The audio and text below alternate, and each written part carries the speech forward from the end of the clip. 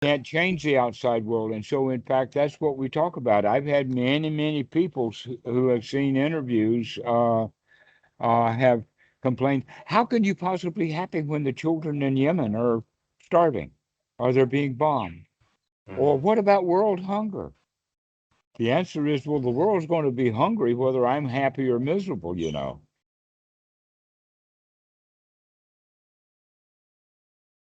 So uh, today, uh, by the way, welcome, James. I'm glad to make your friendship, and I hope that we could become good friends.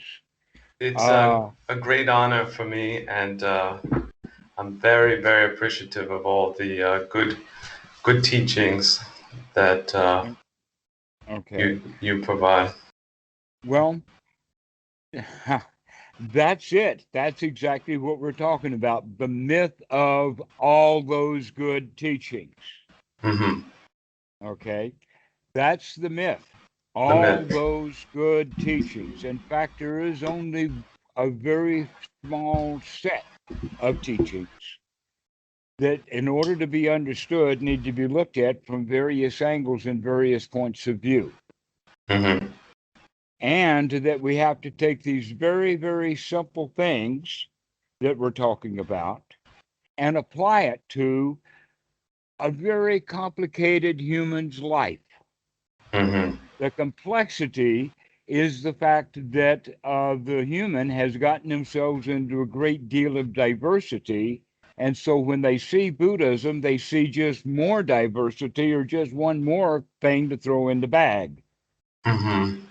rather The than, acquisitional mindset of the right, Westerner. exactly, Yes. exactly.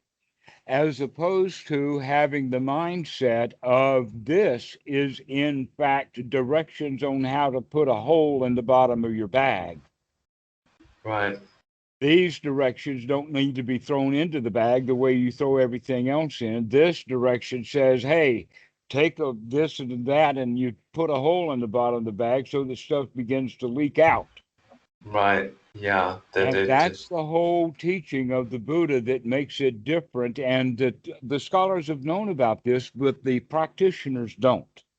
What I mean Hmm. by the scholars is that they know and they talk about that Buddhism is a negative or via negata or a subtraction process, Right. Taking away. but taking away. Yeah. And that's all there is to it, is to change that process from adding to into the mindset of taking away. Hmm.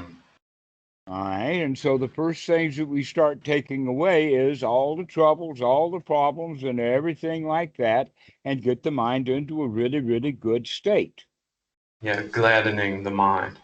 Gladdening the mind, precisely, which the Buddha would also refer to as taking the right effort to remove unwholesome thoughts, also called hindrances, and place into the mind only wholesome thoughts, one after another after another.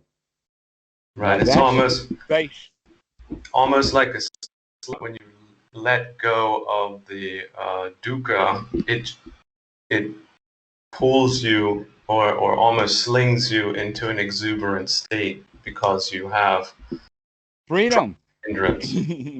Wow, what a relief it is to not have to go to work today in my own mind. Yeah. It's a being able to take the day off, literally, or at Right. least the hour, or maybe the moment, but at least take a moment off. That we don't Hmm. have any jobs to do, no worries to make, no thoughts to do, no enlightenment to gain, no Hmm. past life experiences to strive for, nothing. Right. Everything's okay. Just let it go and relax. That's the basic teaching of the Buddha.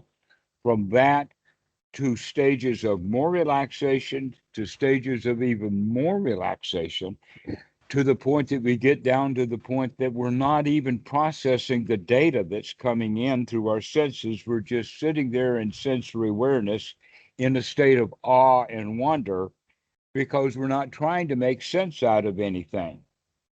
Yeah. We're in this great sense of well being. because we have dropped away all of the hindrances, all of the thoughts, all of the bad feelings, and are just relaxed. Yeah, a sense of appreciation and And of gratitude. appreciation and gratitude and wonder, awe, uh, a feeling of being in the presence of something magnificent is happening in a really magnificent way ongoing. So that's the kind of, yes, appreciation, real appreciation for the value of being alive and being able to note the reality of this present instant, this present moment. Yeah, But cosmic awe. mhm, that's it. That's it. We don't have good language for it, but we're pointing in the direction of how nice one can allow oneself to feel, and that in fact we can talk ourselves into it. And Yeah, yet, most people spend their whole lives seeking that kind of stuff in outside ways, like at football games or pool tables or brothels or all kinds of things. We're looking for the exhilaration of the winning, and we often have to deal with the agony of defeat. The right. Well, Buddhist method is let's get rid of and start dealing with these things one at a time. And the first one to go is the agony of defeat, so that we right. actually do feel the thrill of the win. And after we get that, then we can set that aside too.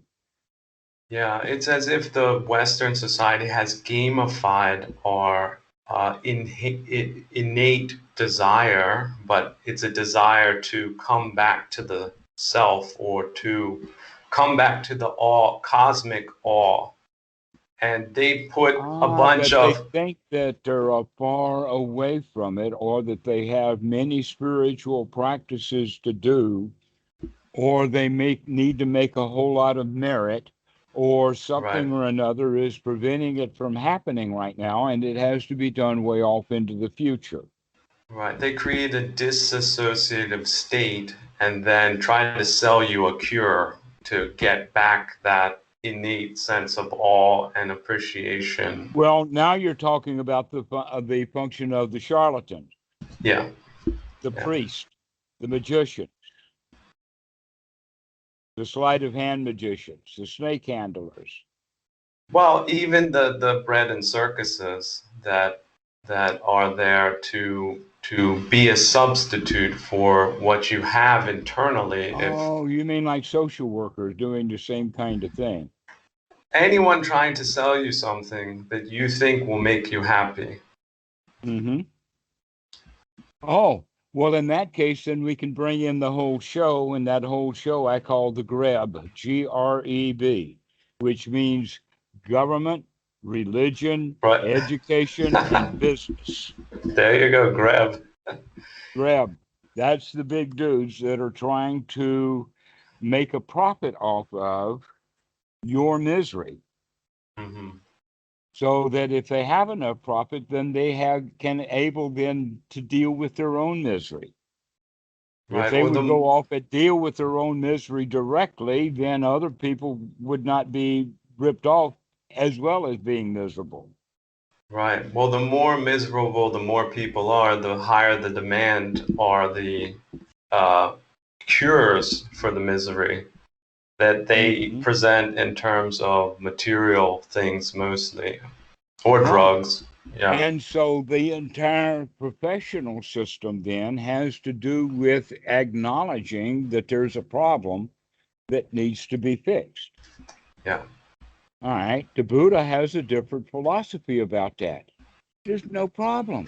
Mhm.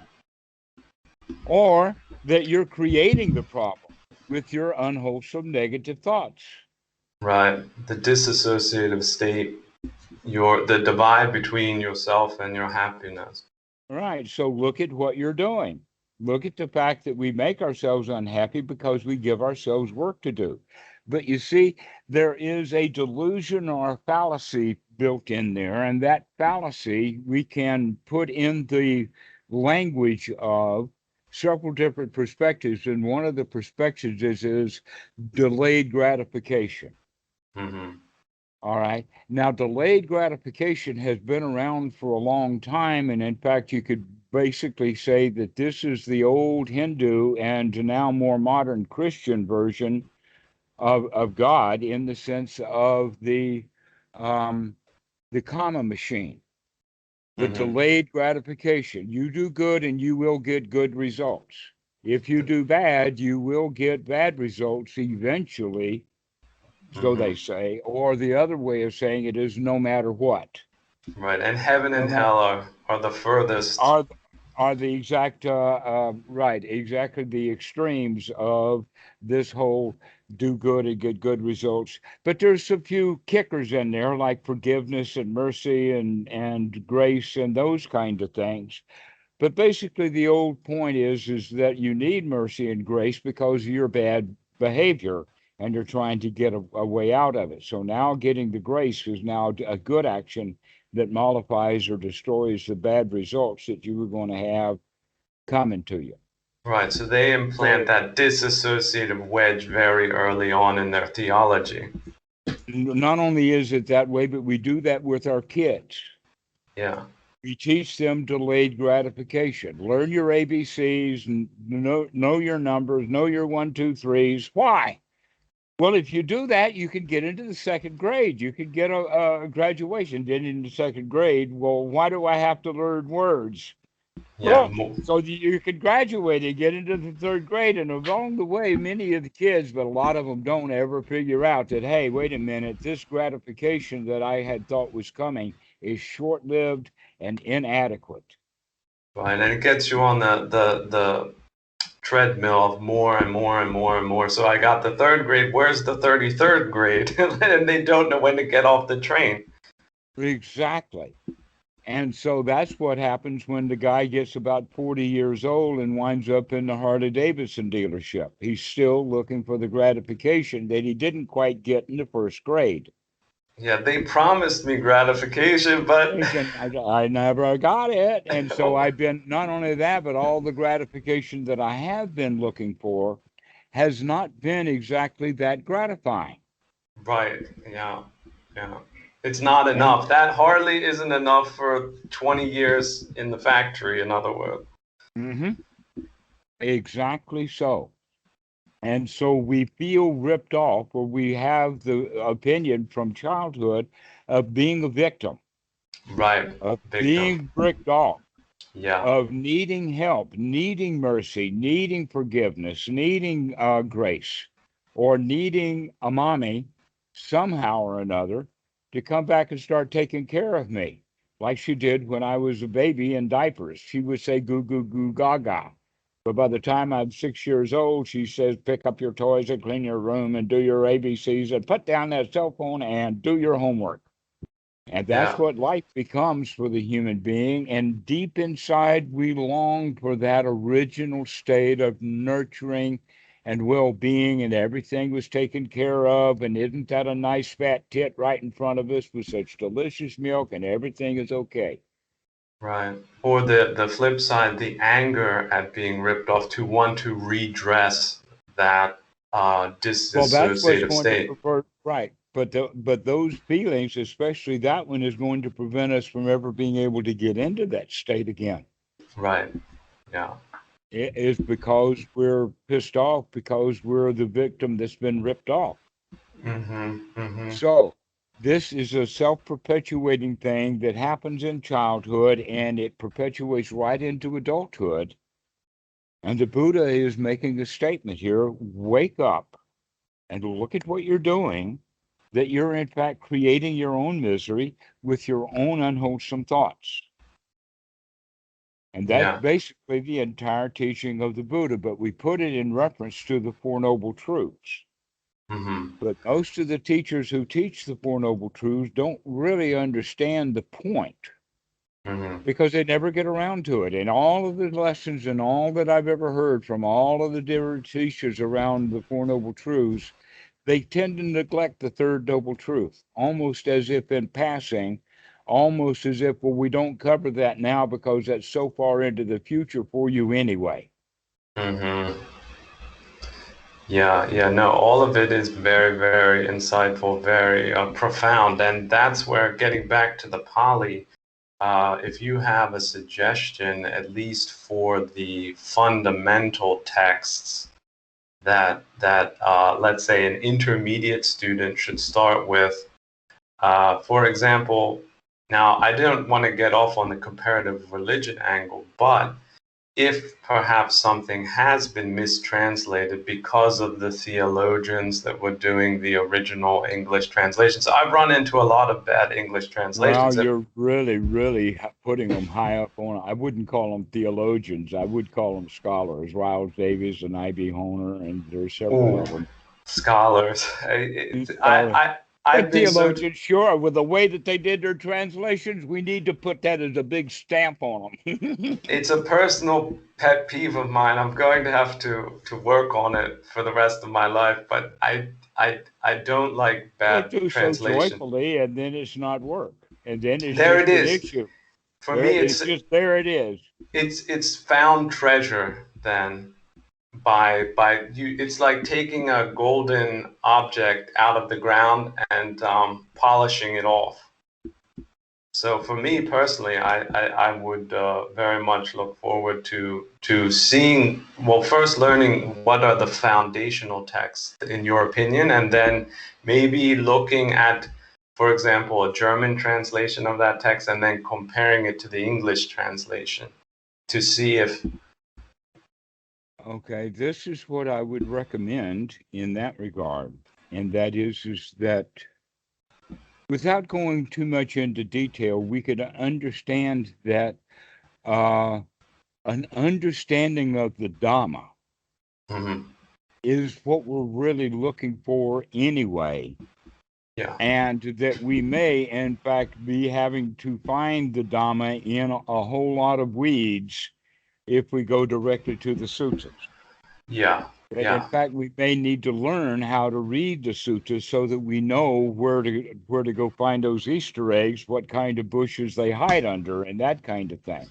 yep. For this reason, I would recommend students you get familiar with the works of Bhikkhu Buddhadasa. Okay. Bhikkhu Buddhadasa is there to teach the Dhamma uh, to the Thai people. But what he has to say actually is of great value to the Westerner because it's about the human being anyway. The Okay. problem is that the stuff that's been translated from the Thai into English, in some cases, has the same similarity of translation errors that we have with the Pali, only they're not nearly so profound Hmm. because the students who are doing the translations of Bhikkhu Buddhadasa are students of Bhikkhu Buddhadasa. Right. Okay. And so there's very, very small little things. And I'll give you an example of that is one of the books that was, I think it was published in 1988. And the name of the book is Anapanasati, Uh-huh. Mindfulness for the Serious Beginner. Okay. And Yeah. I would change that word serious out of it because of the kind of connotations that it have and put the word enthusiastic in there instead. But those are the kind of little translation errors Yeah. that sometimes make a big difference in our understanding. Right. The serious Buddhist is not what you Yeah, want. exactly. Right. Serious Buddhas we don't need. But what Bhikkhu Buddhadasa was talking about, Santikaro understood, but he chose the wrong word. But Bhikkhu Buddhadasa's English wasn't sophisticated enough to know that kind of distinction. Right, right. No, it's an ongoing thing, and it's so beneficial that he's a living teacher, or it was a living teacher too during your time. What is he still alive? He died in 1993, but first line students of his are Okay. both in the East and the West. Christopher Titmus and Santikaro and Robert Bucknell are some of the Westerners who teach uh, uh, with the knowledge of Bhikkhu Buddhadasa. Yeah, see, teachers really never die in that sense, but Mm-hmm. it's the closer people were to their living memory, the better for understanding. Well, one of the things that's very curious and interesting and actually quite humorous, and I found this out in 2002 when I had gone back to Wat Suan Mok as a monk to visit with Achan Po. And Achan Po literally stopped whatever he was not doing and took me on a whirlwind journey all over South Thailand, all the way up to Ranong, to Chumpon, to several places I don't know the name of, all the way down to Nakorn Sri Thammarat, and all the way over to Phuket. And on all cases, especially in Ranong, was a monks conference there, but he was going back to reintroduce me to some of the monks that were there at Wat Suan Mok when I was there as a monk. It was kind of like an old home meeting, and he took that as an opportunity. We went to Surat Thani and saw the Upajaya and other things like this. But here's the point that I want to make. He didn't take me to some back alley monk in some far off city. He always took me to the chief head abbot of the biggest wat in the city. The top, yeah, of The the top. top dudes are so Bhikkhu Buddhadasa's students are Hmm. in top demand as of the higher ranks in all of Thailand, especially in South Thailand. That's Yeah, quite amazing. yeah, Is that he had that kind of status? yeah. It's really amazing how the cosmic order can send these souls to us and enlighten us all.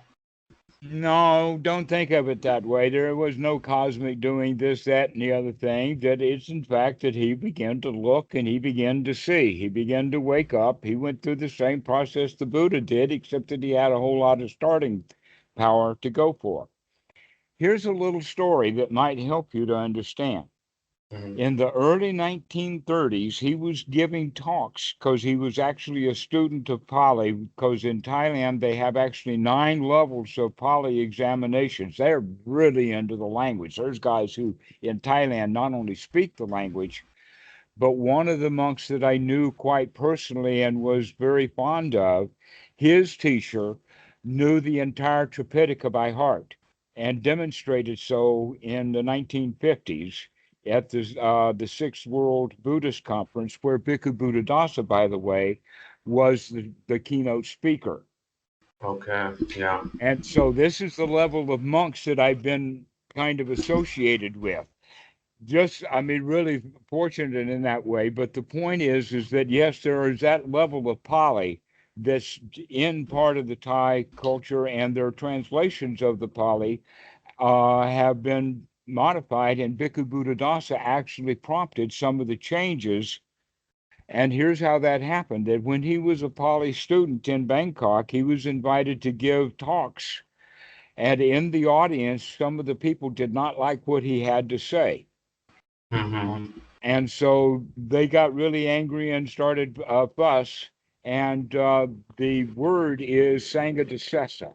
And what a Sangha Sessa is means a breaking, deceased. You hear the Sangha decease, okay, to Hmm. kill it, to break it, Yeah, okay. Sanskrit So word or Indo-Germanic, it's pretty close exactly, to vitality. exactly. Right. You can just hear that word and you know what it means It's when you not think good. about it.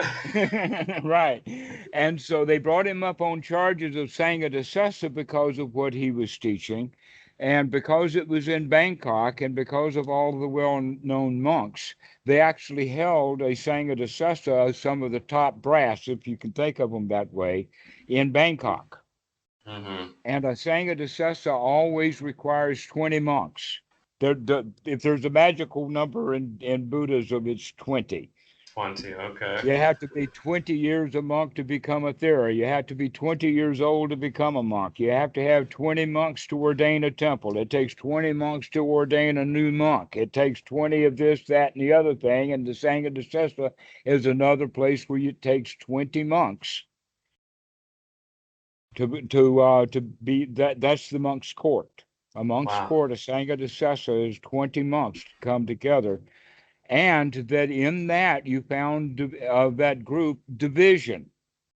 Right. Now, was Bhikkhu So that, Buddhadasa a monk at this time or just a oh, student of 10 Lang? years a monk. He was an 10 Achan. years. Okay. He So was 10 years a monk, an Achan, and out teaching and going through some of the higher level Pali studies.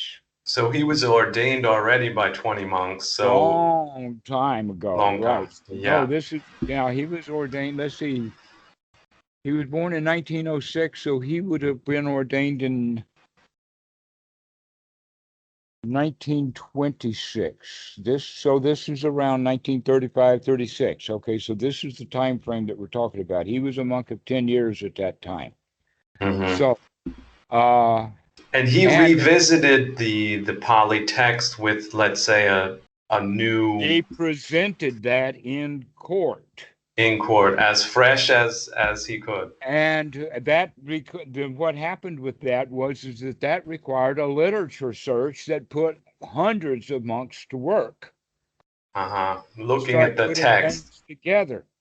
Yeah. Is he Looking at lying the text. about this? Is this Yes, really true? exactly. What is this? Uh-huh. All right. So this is what the outcome was. There was two outcomes to this trial.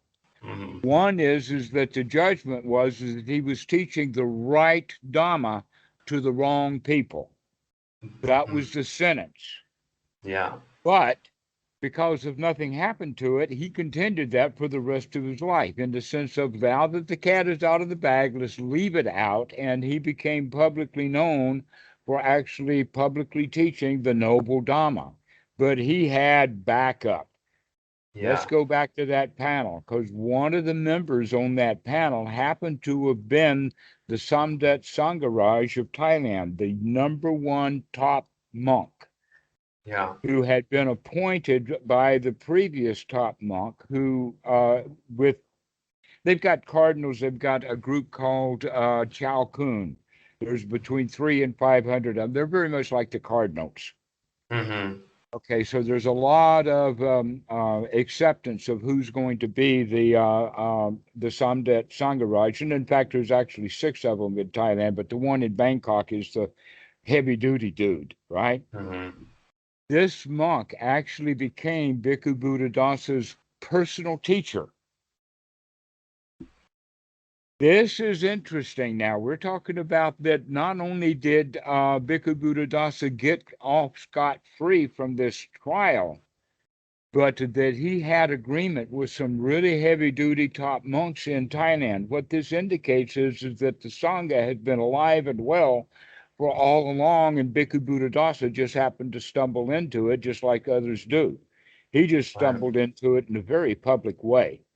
Right. And he attracted through the controversy people to and challenged them to show where he was wrong.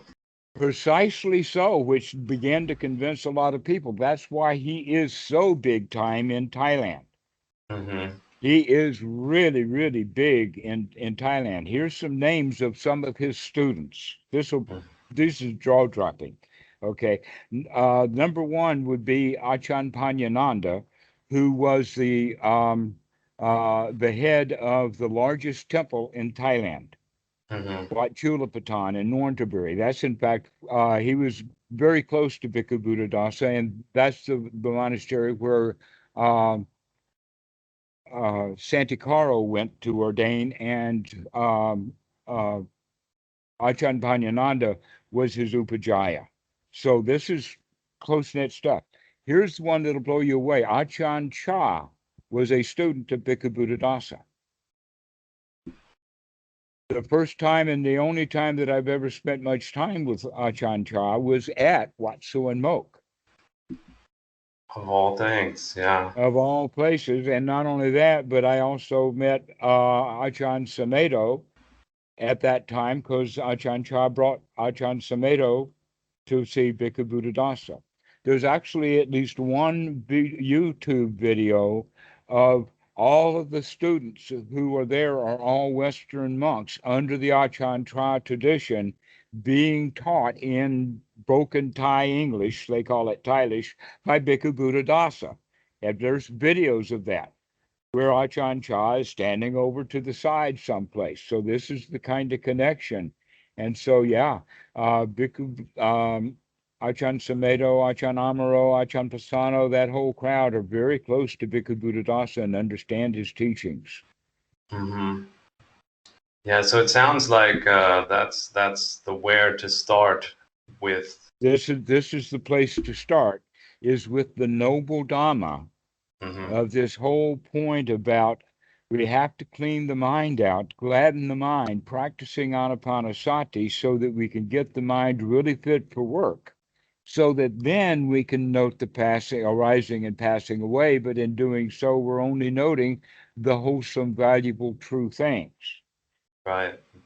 But if Right. you're noting before the hindrances are gone, then all you're going to note is the rising and falling away of hindrances and garbage and wind up in some dark night of the soul, or, the whole story with that. That's Okay. how Western psychology works, is just rehashing all of the bad things that are in your mind instead of just recognizing and getting rid of them, and then focusing on the good Mm-hmm.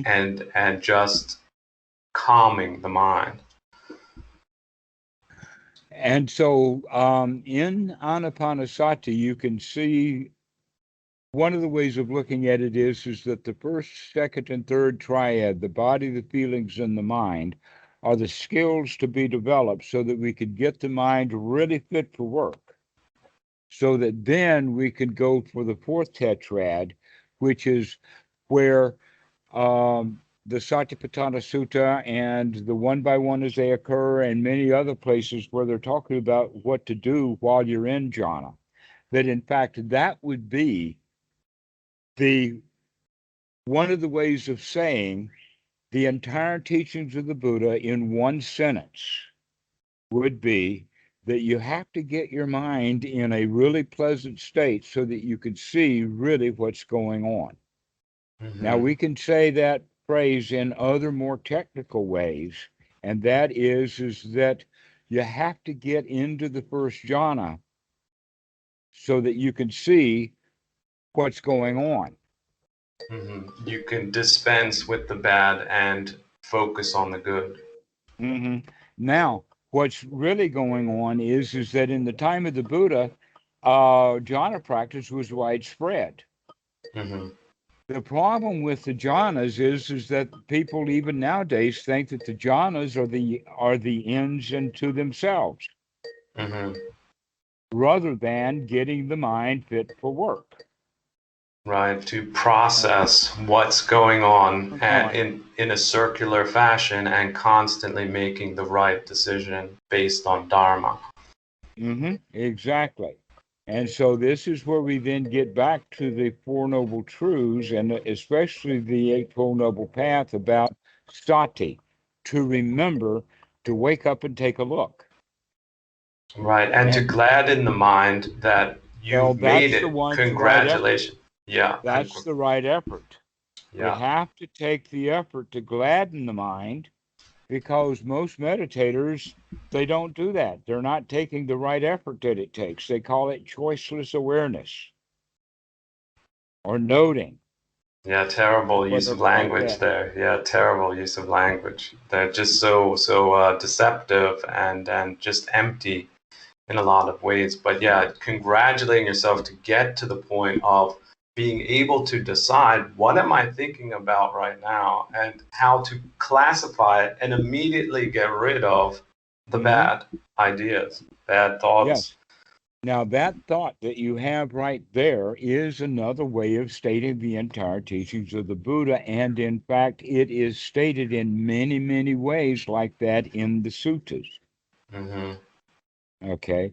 And so one of the things that I would recommend that you read would be Void Mind by Bhikkhu Buddhadasa. It's available. You can probably just do Void Mind and bring it up on Google immediately, the PFD for it. All right. Okay. To where the void mind, the Westerner will automatically think that means void means completely empty, you got nothing. Mm-hmm. To where the void mind in this regard is actually talking about, no, we have to have wholesome thoughts in the mind. Yeah, there could be a few of them, but find them and focus on them and space Mm-hmm. them out. You don't have to have a gluttonous amount of good thoughts. One is enough. Right. one at a time. Exactly. That's exactly right. So this is the way that we would practice. And you can see from this, this is only a very small tinker. Hmm. That Yeah, whole tinker point is that we have to remove the unwholesome. It's almost like saying that the only thing that the clock needed was cleaning. If we just clean the clock, then it would work right. right. The maintenance manual, the second line or third line is make sure you remove the dust from the working gears. Hmm. So Otherwise, that's exactly what we need to do. And so the dust would be dust from the past. So having thoughts about the past, thoughts about the future, thoughts about someplace else yeah, is dust in the clock of the ticking of right now. yeah, you're manifesting something in the present, which is a tumorous or poisonous type of Okay. reality.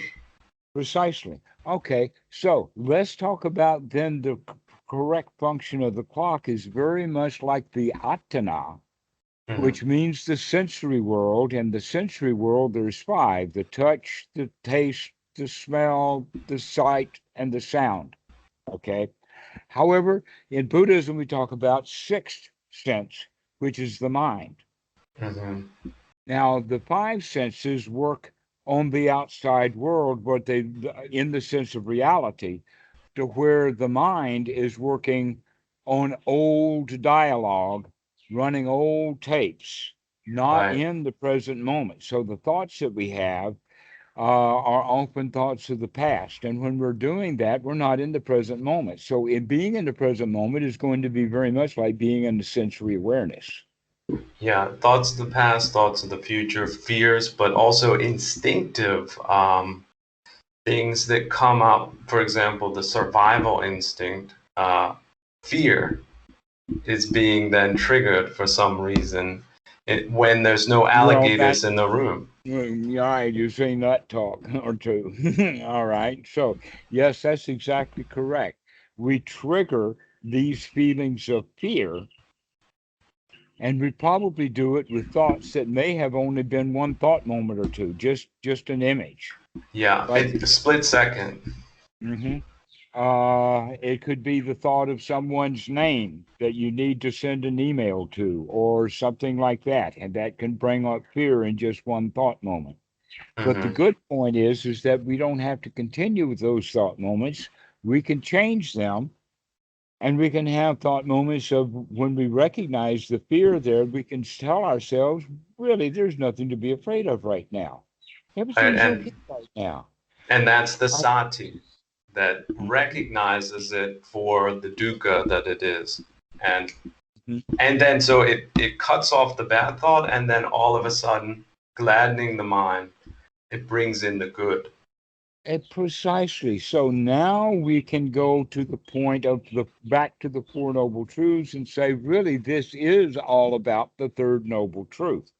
Hmm. The whole story of the Four Noble Truths is to get ourselves into that state of the third noble truth. It's not way off out of the future. It's right now. Right here, right now. Right now. The dukkha dukkha nirodha is Western mentality, is delayed gratification. Dukkha, we got to do some investigation. We got to do some noting. Dukkha dukkha, more dukkha. I have insight into dukkha. I can really see that dukkha now. All dukkha all the time. All time, right. And someday, my prince will come and he's going to bring a no dukkha machine with him. Okay. And so this is the way that we recognize then that this is the problem of humanity. In the time of the Buddha, before the time of the Buddha, everybody was practicing any and all kinds of meditation practices, hoping to get something out of it. Hmm.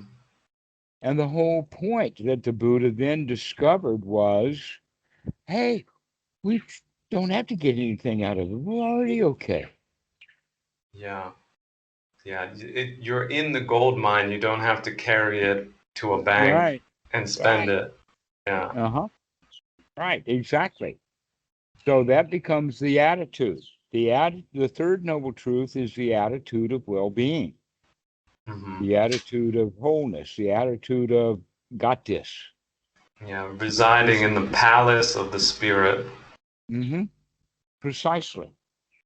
And that you can see that throughout all of history and throughout all of humanity, people have been lusting and thirsting and doing all kinds of things to get these kind of feelings.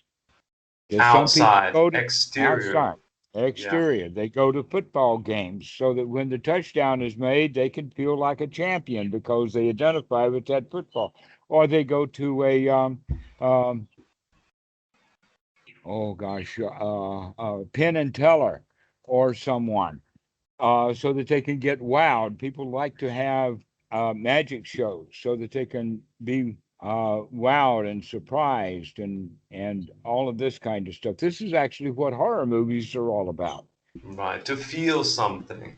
The feel something precisely, and um, the whole part of the society then going back to the grab is that the grab owns your feelings. Yeah, yeah. They're The on grab owns TV, your and feelings. you have an external orientation. Right. And so the government makes you feel bad and wants you to vote for the other team.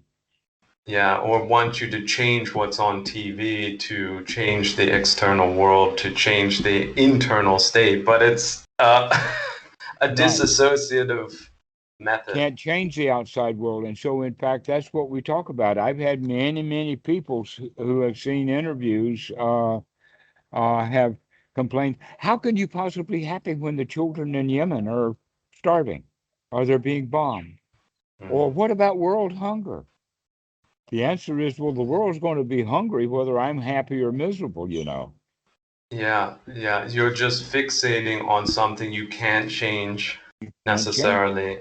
And it. misery, the misery of the world, how can you change it? You can't. So if you want to feel helpless, hopeless, and depressed, please just stick Well, on that. instead of talk about in the sense of wanting, because they're not even awake enough to make that kind of choice. Hmm. Yeah, Rather, it's that they're so habit driven, so habit bound already in making that kind of choice that they don't even wake up to the point that they know that they have a choice. yeah. They're just looking for more misery because they've been given misery, Mhm. and they think that's the only path Well, there is. uh-huh. Right. Bhikkhu Buddhadasa is really big on that. He talks about it almost in the sense of you have your karma, which Hmm. is what he's talking about in more of the in the Thai sense is your past, or you have the karma and the karma vipaka, or you have the results of your past actions, and that's what is taught in church. That's what's taught in Sunday school. That's what's taught in Hindu, and that's what's taught to the children in Thailand, more or less. Also, like So, the untouchables in India, that mhm. they're born into misery and there's just no chance of getting out, period. Exactly. But the Brahmins are also born into the Brahmin misery. Uh-huh. Yeah, that would be a fascinating topic. What type of misery have the Brahmins?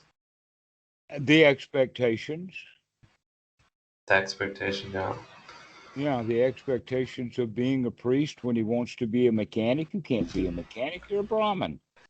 Uh-huh, uh-huh. Yeah, the Okay. the the torture of high expectations. Hmm. Yes. So there's a lot of family conflicts when you're expected to do because you were born in this. So it creates misery. It has its own values, it has its own misery So systems the built into it. misery of karma, you could say. And we can also say that that would be one's destiny, that we live out our destiny. He who Right. lives by the sword dies by the sword. That we get into a frame of reference, and what comes around goes around, and we keep dealing with it in that same cycle. Another external factor that we have no control over. Exactly, as that's the attitude. until we wake up and recognize, yes, we do have control over this, Yeah. that we're not caught in it. And so this is the point of making the change. This is why we could go so far as to say within the teachings of the Buddha that, and you see in Western thought and in philosophies and other places, they have the distinctions between destiny and free will. Mm-hmm. Buddhism is in the middle, and the way that you can easily express it is that, well, yes, but it's expensive. You got to put in the right effort. Yeah, you have to have the right attitude. Right, you gotta latch hold of that right attitude and right effort and right sati to remember to do this and take the right view. And when you actually put in the right effort of having a wholesome thoughts, you're actually changing your destiny right now. Right. Personal responsibility. It's about you. It's Okay, about your we could thoughts. actually dissect that word respond ability. Means Mm-hmm. that there's wisdom. I have the wisdom to respond because I can see what's going on, Mm-hmm. as opposed to the word react, which is just action done on over and over again. There's the habit. And so Right. that's the distinction between, I mean, this is built right into our language, the distinction between reaction and respondability. Yeah. And then habit, you're just in a habit, you're in a cycle, but you can break it. One of them is your karma, the react. Mm-hmm. That we react, which means we keep doing the same actions over and over and over again. Mm. Actions mentally, actions verbally, actions with the hands. It's always a reaction. And we go around being punched and prodded and poked, and we react to that punching and prodding and poking. Right. And almost we're overstimulated in our modern environments now to the point where it's really out of All control. poking and prodding all the time. And that's the new normal. It's I'm hearing a ding here, a ding there. People are distracted. This is why the Buddha recommends to get into seclusion so we can get away from all that poking and prodding from the outside. And now we can begin to see the poking and prodding we're doing on the inside. Right, right. To raise the shields to the Mm-hmm. palace that you have inside, and not just let everybody walk right in and do what they want. And trash the place, right? Mentally. Have a Exactly. party in your mind, and you're not invited. Uh-huh. Exactly. So all of these analogies are pointing towards something. We're using palaces and that kind of stories and realities, but the point is that we have a choice. That's the point. The Yeah, point is the whole point of the Eightfold Noble Path, the whole point of the Four Noble Truths is that we've got a choice, dukkha or dukkha nirodha. That's your choice. And that especially in choice is one's right own now, mind. Yeah, one's right own now. mind, right here, right now. You have the That choice. got the choice. Are you Drop going to it. do it the old way, or are you going to do something new? Yeah, and that's the empowering simplicity of the teaching because Right. it's That's how, but now you're beginning to see just how simple it is, as well as how powerful it is. And now you say, well, wait a minute, what about this 47 suitcases full of Buddhist baggage? Where's my elephant? I need to call Ganesh. Yeah, well, there's all magical powers and all kinds of things. But when we recognize, oh, wanting things that we don't have is dukkha. Yeah, That instead of wanting things and then getting them, in fact, look at spiritual power. A really easy example is the Catholic Church. With 1,000 years of celibate monks praying and doing all kinds of things to get favors from God, how many actual real miracles have they been able to prove? I rest my case. Case rested. No evidence, a very, very large absence of evidence. So that means that any and everybody, and the funny thing it is that people are leaving Christianity in droves because it didn't live up to its magical promises. So Well, why are then being drawn and attracted to Buddhism and then get hooked up into all of the magical promises of Buddhism? right, right. The other the mistake of thinking that the grass is greener on the other side. Hmm. Every religion, every mental concept or construct has its own pitfalls. Right. And yet the Catholic Church has tried really hard for a long time to get some miracles going, and they can't do it. How does your average let us say guy who lives in Nashville, Tennessee, reading books on Dhamma, how is he going to get those magical powers if the whole Catholic Church can't do it 2,000 years? Well, What are his now, odds? But you can see, but he really wants it. yeah, yeah. And I don't Well, even understand why. Why would people want those magical powers? I mean, they have a little song or a little poem about them in the sense of diving into the dirt earth and swimming like it was in water, walking on water, walking through mountains. They've got a little list there. Okay. Who would want to take a bath in dirt? You keep coming up dirty. yeah. Well, I like to think of them as metaphors. I also am inspired by Except stories. that metaphors for what?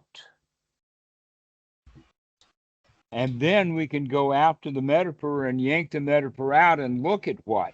And Right. then we can replug these metaphors only if they fit back in. But right now, the metaphors of all we've got, what they were originally pointing at, we're not sure anymore. All we've got is magical powers. Well, guess what? A whole lot of people who became interested in the Buddha were already interested in magical powers. But Hmm. in fact, there's stories about it. One of them is uh, Gosi Katami or something like that.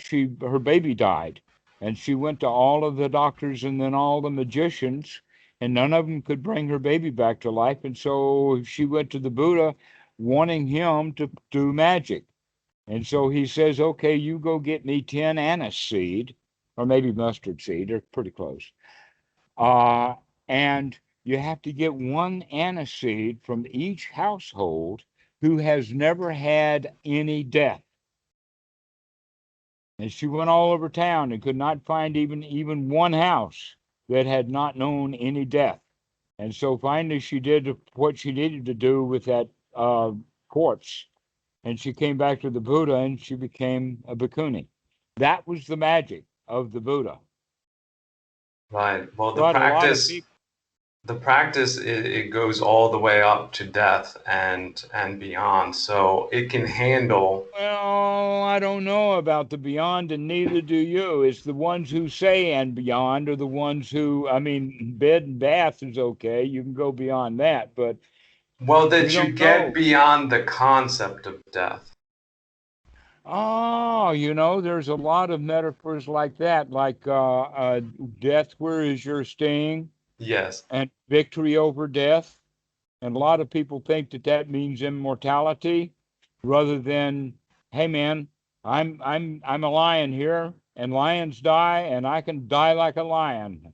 Right. I can Right. handle that. Yeah. I can Bringing it. stand right here and get beat without. Right. Bringing it to the here now. Hmm. And saying I'm still alive, so I'm not going to be thinking about death or life after death because that's future. Well, basically, right here now, do I feel I can handle anything? That's the feeling, to cultivate the feeling that I can handle anything so that when anything comes by, we have that attitude. I can handle this too. Right, and the method Knowing is that there. old age, sickness, and death are coming. Yeah, and possibly worse, but there's no point in thinking about what could be wrong in the future. It's just Well, actually, old age, sickness, and death are the best thing that can happen, right? Think about it.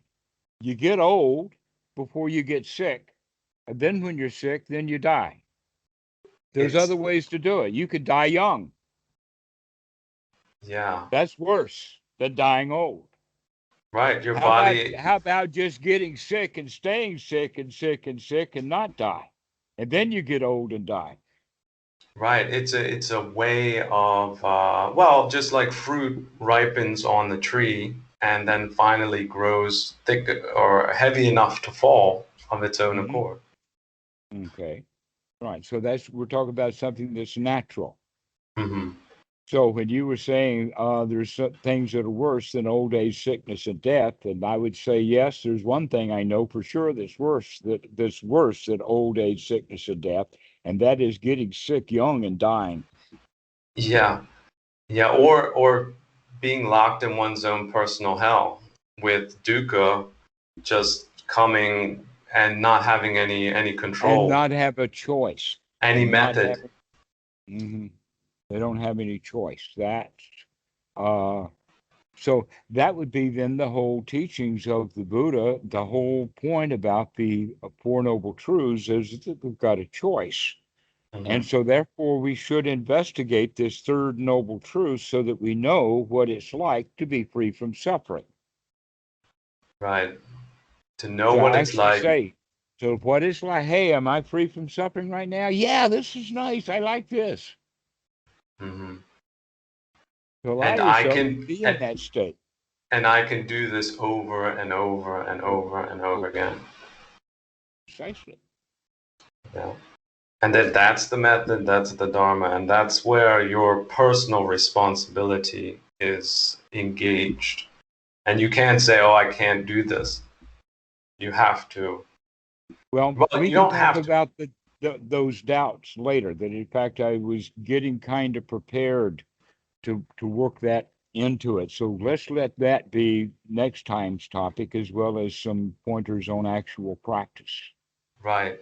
Well, I'm very much, I'm over the moon that we finally were able to connect, and I'm very, very grateful for all of your teachings.